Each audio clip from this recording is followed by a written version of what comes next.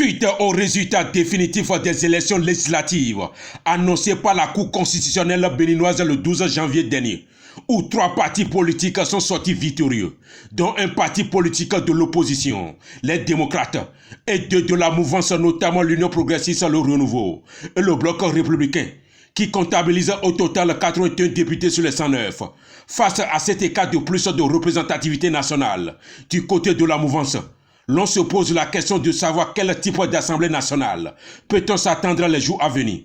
Pour en savoir plus, l'une de nos équipes de reporters s'est approchée de quelques observateurs de la vie politique. Je peux déjà vous dire qu'on aura assisté à un Parlement vivant, un Parlement où il y aura la liberté d'expression, où il y aura le parlementaire va jouer pleinement son rôle. Les partis qui constituent aujourd'hui, à savoir l'Union progressiste, le Renouveau, le Bloc républicain et les démocrates, qu'ensemble, ils puissent véritablement se donner la main pour rehausser l'image de notre pays. Parce que nous ne pouvons pas tous aller siéger à l'Assemblée qu'on leur a délégué ce pouvoir-là.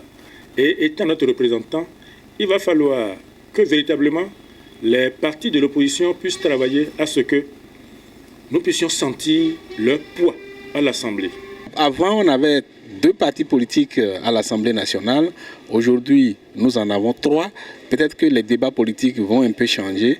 On va s'attendre peut-être à plus d'animation que par le passé. Sinon, l'activité parlementaire, à mon humble avis, ne changera pas autrement. Une nouvelle législature qui semble être la plus importante pour le peuple béninois et de pouvoir vivre désormais les effets sensationnels issus des débats autour des questions d'intérêt national. Les légiférations de loi ne se fassent comme ça se faisait avant et que tout allait comme à la va-vite et très rapidement et qu'on sente que le débat politique est vraiment élevé et qu'il y a débat et que le peuple est impliqué.